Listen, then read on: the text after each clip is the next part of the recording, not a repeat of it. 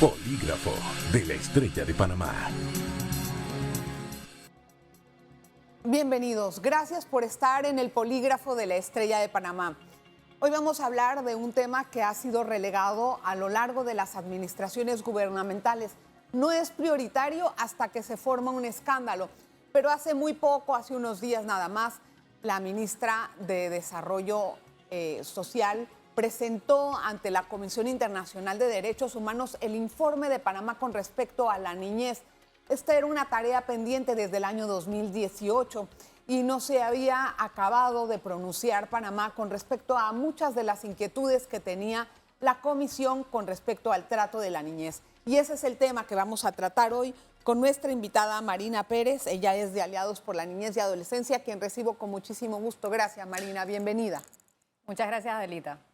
Bueno, si pudiéramos tener como un resumen, un balance de lo que es la presentación que se hizo Panamá este 10 de mayo en la comisión, ¿cuál sería? Bueno, yo creo que es interesante y que queda en relevancia ante el Comité de los Derechos del Niño que Panamá, como Estado soberano, ratificó la Convención de los Derechos del Niño en el año 90 y por ende asume responsabilidades y obligaciones en esta materia, ¿no? De cumplir ciertos estándares internacionales en materia de niñez.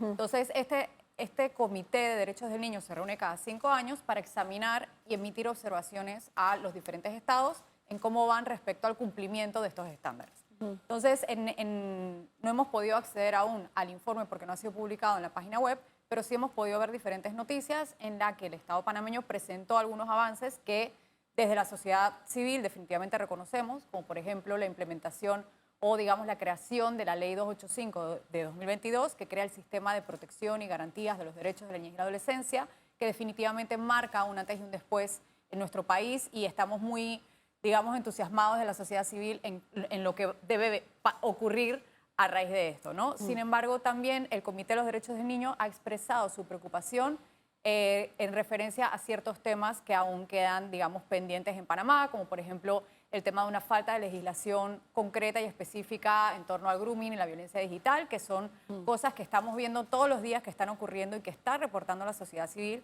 y que vemos que no contamos con un marco normativo regulatorio que sea suficientemente robusto para brindar una protección especializada a la niñez y la adolescencia que pueda estar sufriendo este tipo de delitos y que sabemos que está sufriendo de este tipo de delitos, ¿no?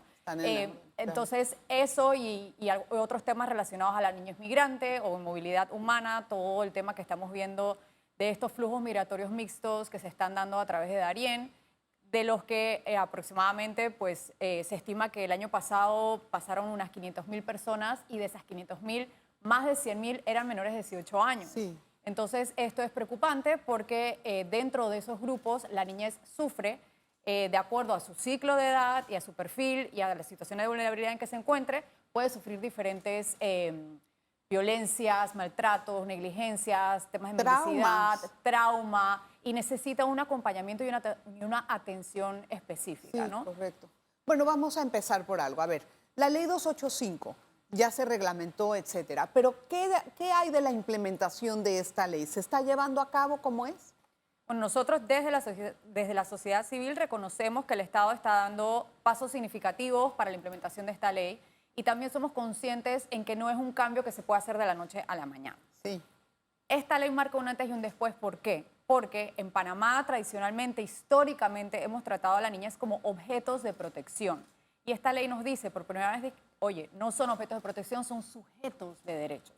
Y eso implica un cambio en el paradigma y en nuestra forma de actuar, de legislar, de crear planes, de crear políticas y de poner a la niñez en el centro. Entonces, para que todo el grandísimo aparato estatal cambie, y entendiendo que no es solo el Estado, o sea, en sí pensando en solamente gobierno, sino que esto es un llamado al principio de corresponsabilidad y que nos llama tanto a cooperación internacional, las ONGs, el gobierno a través de su legislativo, del judicial y del ejecutivo, los gobiernos locales son importantísimos, las comunidades, las familias también, es decir, todos tenemos que empezar a trabajar en estos subsistemas y a cambiar nuestro chip y nuestro paradigma en cómo tratamos a la niñez y la adolescencia. Entonces, no te puedo decir que se ha implementado ya al 100%, te puedo decir que se están dando pasos hacia su implementación, pero que va a ser un proceso largo y que va a tomar pues bastantes años en lograr como que esté bien instalado. ¿Y cuál sería, digamos, el reto de este nuevo quinquenio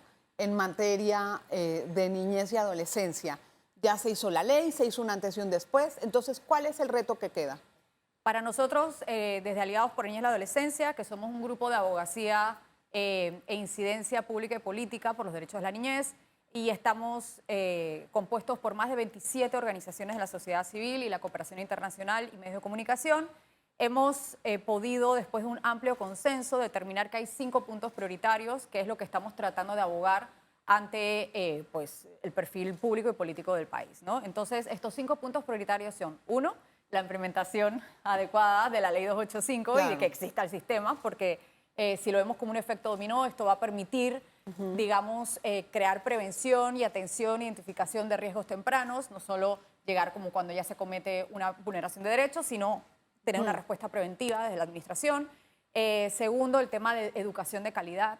Claro. Yo creo que la pandemia nos ha dejado, la pandemia pareciera que ya no queremos ni pensar en ella porque fue muy traumático para todos, pero la pandemia ha dejado a la niñez en completa vulnerabilidad en temas de educación. Entonces, lo que dejemos de hacer hoy, y le doy la vuelta, lo que apostemos hoy en invertir por la niñez, esos van a ser los resultados que tengamos en 15 o 20 años. Claro. O sea, no es una medida cortoplacista, es una apuesta y es una inversión, la mejor inversión que podemos hacer como país en el tema de niñez.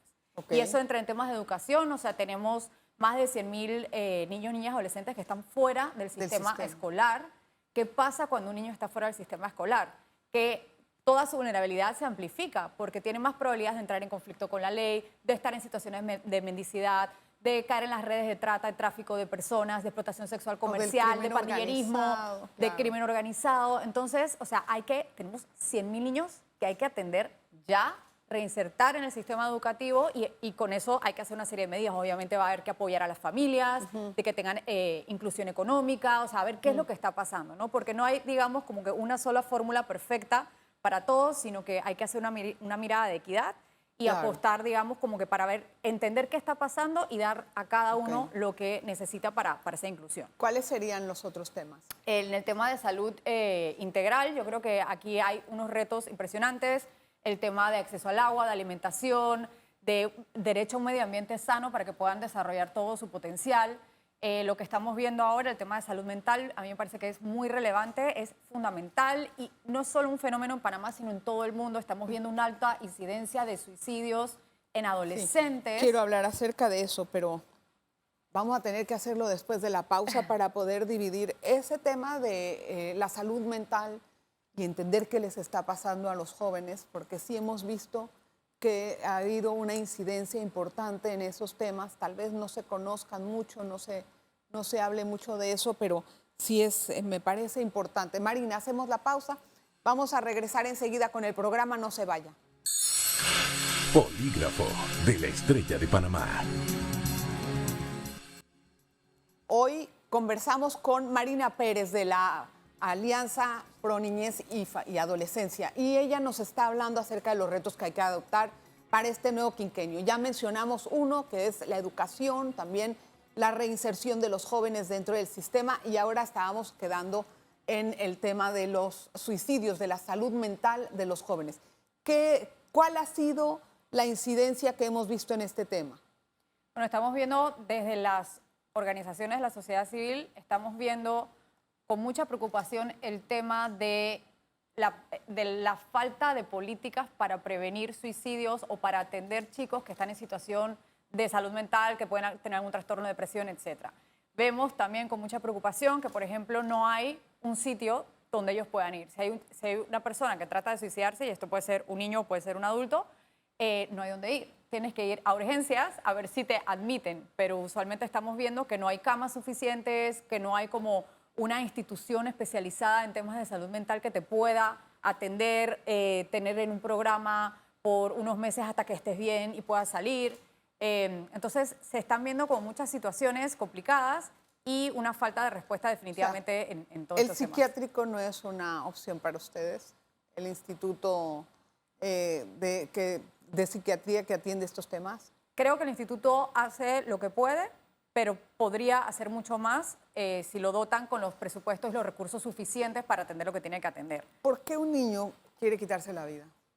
No, la verdad es que allí tendríamos que ver qué causas hay, pero sabemos lo que vivimos, pues los casos que nos llegan en la oficina. A veces hay un trastorno mental que hay que atender, pero hay veces que hay consecuencias o cosas que le pasan a ese niño y que no tiene la posibilidad de repente de expresar o de ser atendido, como por ejemplo temas de violencia sexual o violaciones de familiares o de su círculo y entorno cercano, cosas que no se le puede dar como un tratamiento porque muchas veces ese chico no lo verbaliza, no expresa lo que le está pasando por temor, sobre todo, y por mucha vergüenza, ¿no? En ese sentido, hay una tarea pendiente porque esa fue justamente una de las cuestiones que estaba hablando la comisión, ¿no? ¿Qué tanta ayuda psicológica se le puede dar a los niños que están sufriendo de estos tipos de delitos y de crímenes? Se puede decir que Panamá tiene una buena fase de investigación, no sé, tal vez en materia judicial o en materia de seguridad, para evitar que los niños sean prostituidos o que haya ciberataques a los niños, no ciberataques, perdón, grooming, perdón, online grooming, o que sean acosados por las redes? Fíjate que yo ahí separaría las cosas, porque usualmente cuando entra un Ministerio Público a investigar es cuando ya se comete un delito. Exacto. Entonces, digamos que eso es, estamos llegando tarde a ese problema. Pero ¿qué está pasando o qué estamos haciendo como país en las etapas previas para que eso no ocurra, ¿no? Entonces, ahí yo me atrevería a decir que, bueno, hay algunos esfuerzos, está la CONAPREDES, tenemos leyes en torno a la explotación sexual comercial y demás, pero también es cierto que nos estamos quedando atrás en todo lo que son temas de tipificación de delitos, ya como por ejemplo el grooming o otros temas de tipos especiales que están saliendo en otros países de violencia en el área digital. Y sabemos que nuestros jóvenes se mueven en el mundo digital y que tenemos que protegerlo allí. ¿Por qué? Porque el mundo digital es más anónimo. Claro. O sea, hay lo que te puede ocurrir, no necesariamente se van a enterar tus padres. Tú puedes ser un padre muy amoroso, estar muy encima de tus hijos, pero tú no sabes lo que está ocurriendo cuando el chico se conecta a jugar un videojuego con quién está chateando del otro lado. ¿Es Jorgito de 14 años o es Juan de 40 que está viendo a ver cómo lo capta y se lo lleva después a una plaza? Entonces tenemos que prestar atención a esto. Hay esfuerzos ya realizados en otras partes del continente, en Argentina, en México, en España, en otros países. Es decir, no tenemos que reinventar la rueda. Lo que tenemos que hacer es sentarnos, analizar qué huecos tiene nuestra legislación, que los tiene, y generar un proceso legislativo para poder tener una ley que vea todos estos tipos delictivos en lo digital. No sé si hay estadísticas con respecto a ese tipo de delitos en Panamá.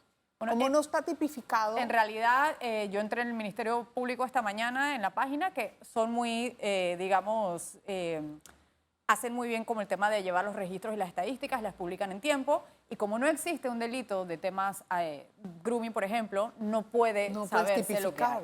Pero sí sabemos, por ejemplo, si tú empiezas a googlear o a ver las noticias, sí hay intentos, por ejemplo, de la Procuraduría, del Ministerio Público, de tratar, y de la policía, de tratar de prevenir estos delitos y tratar de darte campañas. Porque eso está ocurriendo definitivamente. Por supuesto que está ocurriendo. ¿De qué forma están abordando a los niños en las redes? Este tipo de, ¿son qué? ¿Acosos de qué tipo? ¿Son extorsiones? ¿Son pornografía infantil? ¿Qué tipo son? Hay de todo un poco. En realidad es un mundo bastante amplio.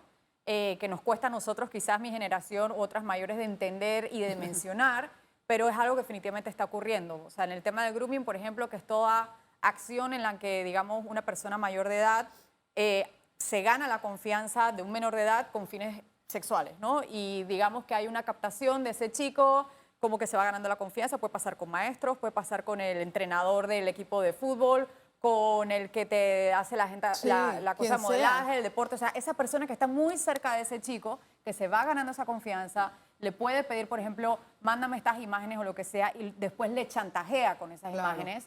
Se las voy a mandar a tus padres, a no ser que accedas a tener relaciones conmigo. Sí, ¿cómo podemos los papás entonces evitar esa situación? Hay que hablar mucho. Yo creo que hay que ser muy abiertos, tenemos que documentarnos, vivimos en la era del internet, hagamos el esfuerzo de googlear nosotros y enterarnos de lo que está pasando, y tengamos conversaciones muy abiertas con nuestros hijos. Importante que no nos tengan miedo de contarnos las cosas, porque muchos de ellos dicen, oye, si mi papá se entera que yo mandé una foto sin ropa a fulano, me va a matar. Bueno, de por sí el tema del sexo en nuestra sociedad es un poco difícil de abordar en familia, ¿no? Exacto. Entonces menos vamos a poder tener ese tipo de conversaciones ahora que el niño puede saber, o la niña, hice algo malo, peor. Tengo dos problemas. hice algo malo y hice algo de lo que no hablo en mi casa. Entonces, ¿qué hago?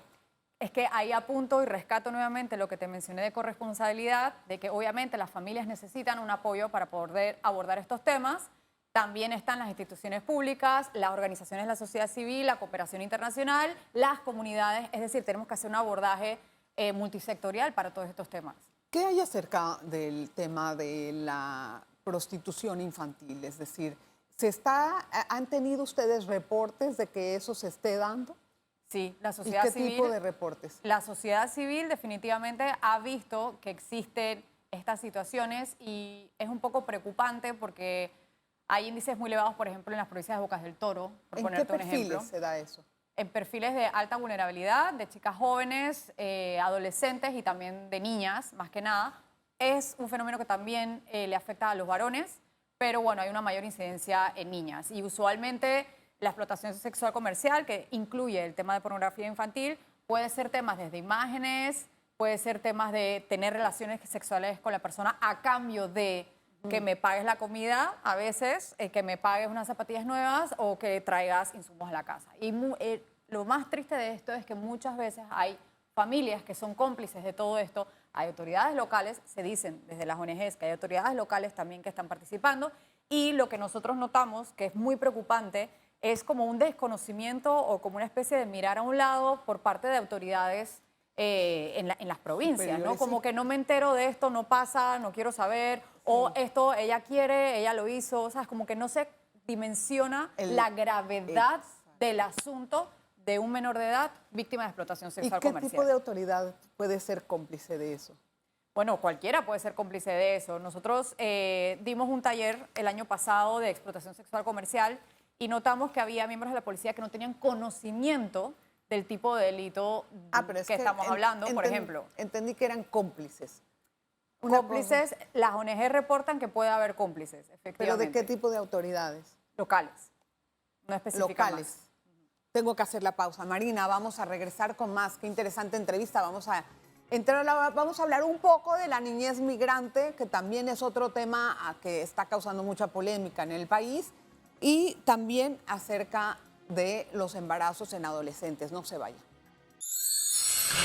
Polígrafo de la Estrella de Panamá. Gracias por continuar en sintonía. Estamos hablando con Marina Pérez de Aliados por la Niñez y Adolescencia y nos quedaban unos temas pendientes. Sé que el tiempo ya no es tan largo, pero quería hablar acerca un poco de la niñez migrante. La niñez migrante está pasando por situaciones muy traumáticas, empezando por solamente en el camino ya empieza un trauma. O sea, un niño no es para estar en la selva más de 2 horas ni 1 hora, a menos que sea una excursión, pero esta forma en cómo están los niños atravesando incluso precipicios, zonas que pueden perder la vida. Se ha oído de casos de niños que no sobreviven, mueren en el camino, se los lleva el río, otros que desaparecen, y los mismos jóvenes están viendo situaciones muy dolorosas, cuerpos, a veces son testigos de crímenes dentro de la selva. Otros pasan, además de todo este esfuerzo grande que se hace en la selva, no les ha tocado tal vez esa situación. Pero ¿qué tipo de cosas debe de hacer el Estado, tomando en cuenta que se trata de un lugar inhóspito donde no está el alcance de nada y estos se reciben en los pueblos de acogida? Sí, yo creo que el tema de Darien es súper complejo. Realmente queda en evidencia que no tenemos la capacidad para atender este volumen de personas en movilidad. Se reconoce que el Estado ha hecho esfuerzos importantes con el apoyo de la cooperación internacional en atender y hacer este llamado, esta asistencia humanitaria a todas estas personas, pero la verdad es que sobrepasa todas nuestras capacidades, ¿no? Se estima que el año pasado hubo un flujo migratorio de 500.000 personas, de las que 100.000 eran menores de 18 años, y de esos 100.000, al menos unos 3.000 eran menores no acompañados o separados de sus padres. Imagínense un chico de 0 a 5 años por la selva del Darién que ha perdido a su padre por el camino y se le pega a alguien más. O sea, ¿qué está pasando, no? Y ellos están expuestos a muchísimos temas durante el camino: deshidratación, falta de alimentación, claro, falta de espacio de descanso, naufragios que hemos visto también, todos estos temas. Y además están expuestos porque son víctimas de redes de tratantes de crimen organizado. Correcto. Entonces eso también los expone, y aquí quiero hacer una diferenciación, a la violencia sexual, que sabemos que afecta tanto a varones como mujeres, pero estamos viendo que hay más incidencia de mujeres y niñas afectadas por la violencia sexual en el trayecto y en el camino, ¿no? De hecho, se detectaron aproximadamente unas 1000 mujeres embarazadas en el camino el año pasado. A saber cuántas más habría, Claro. pero por qué quedaron embarazadas o cuándo quedaron embarazadas o quién las embarazó. O sea, ¿qué está pasando? Y algo que vemos es que no hay quizás una suficiente respuesta institucional, digamos, algo que hemos estado viendo por el tema de los reportes que están saliendo y demás, no hay suficiente personal capacitado para poder atender estas Y situaciones. además la lejanía también. La es un lejanía, problema. no hay equipos especializados. Las mismas personas víctimas de violencia sexual no saben que esto es una emergencia de salud que hay que atender en el momento, porque puedes estar expuesta a un montón de cosas. Tienen temor a las personas que las violentaron, no los van a denunciar. Si los denuncian, tienen temor a que se les ralentice el camino, que las separen de su grupo.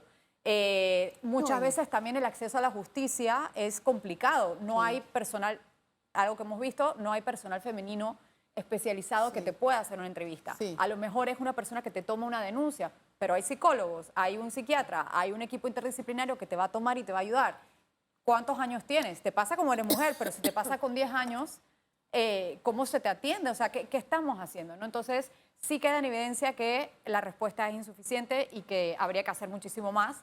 Y el impacto que tú decías también es muy interesante, porque es la niñez migrante, la niñez en movilidad que está sufriendo todas estas cosas, pero también la niñez en las comunidades de acogida está teniendo un impacto que no hemos podido todavía medir o evaluar adecuadamente. Sabemos que las comunidades de recepción, por estar en áreas rurales históricamente que no han tenido, digamos, una alocación de fondos importantes, pues no tienen quizás los servicios básicos adecuados ni para ellos mismos y mucho menos para los que vienen. No los tienen, lo podemos decir aquí con toda seguridad porque hemos ido al Darién. No los tienen. No los tienen, entonces imagínense cómo esto sobrepasa, pero también cómo impacta en la niñez panameña, por ejemplo, en su cultura, en su identidad. O sea, ¿qué está pasando con todas estas personas que llegan, ¿no? Entonces, yo creo que se está tratando de atender el tema, definitivamente, pero también sabemos que no hay una respuesta Bueno, y ahora suficiente. vamos a ver la política del Estado, cuál va a ser y cómo va a cambiar tal vez ese flujo de migrantes. Hay otra cosa que no quiero dejar de decir antes de que acabe el programa, y es la prevención del embarazo en adolescentes. Hemos hecho muchas campañas, me parece que ha habido algún tipo de análisis por parte de los ministerios de salud y del MIDES para evitar que esto ocurra, pero la tasa no vemos que ha tenido tanto efecto en la tasa, ¿no? Sigue siendo que el 20% prácticamente de los embarazos son de adolescentes. ¿Qué pasa en ese tema? Yo creo que es importante preguntarnos eso, ¿no? ¿Qué está pasando? O sea, ¿por qué una adolescente queda embarazada? ¿Qué pasa en su entorno? ¿Quién la embarazó? Porque a veces ponemos el foco como que las adolescentes embarazadas, pero ¿quién la embarazó? ¿La embarazó un adulto? Solas no lo hacen. ¿La embarazó un adulto? ¿La embarazó alguien de su edad? ¿La embarazó un familiar? O sea, ¿qué está pasando en sus entornos? O sea, ¿cómo estamos desprotegiendo a esa adolescencia, a esa niñez que producto de eso queda embarazada? Entonces yo creo que la apuesta aquí también es preventiva y creo que necesita un poquito más de peso el famoso tema de salud sexual y salud reproductiva. Tenemos unas guías que se están empezando como a implementar en el país. Entiendo por el MEDUCA que todavía no lo ha implementado con todos los docentes ni todas las escuelas, como que se está empezando. Hay organizaciones de la sociedad civil que han dicho que esas guías no son suficientes y que también pues repiten estereotipos de género que son dañinos y que no ayudan en el tema. No estamos hablando quizás con los adolescentes varones o con los varones de qué pasa si embarazas a un adolescente, qué está pasando en los ámbitos familiares, porque en muchas ocasiones pensamos como que es la familia, y queremos que sea la familia tu primer entorno de protección, pero en muchas ocasiones no es la familia donde ocurren estas vulneraciones. Claro, ¿no? Entonces correcto. ahí hay que también como que entrar a hilar fino en el Creo tema que ese familiar. es un tema pendiente también, Marina, que tenemos que atender en este nuevo quinquenio y darle mucha atención a eso. Marina, muchas gracias por las explicaciones y por hablar de temas de niñez. Siempre es muy importante tomar en cuenta porque esa es una población a la que no se le presta mucha atención, insisto, y es el futuro de nuestro país. Lo que hagamos ahora lo vamos a cosechar en el futuro. Gracias, Marina. Gracias. Y gracias a usted por estar con nosotros. Nos vemos la próxima. Polígrafo de la Estrella de Panamá.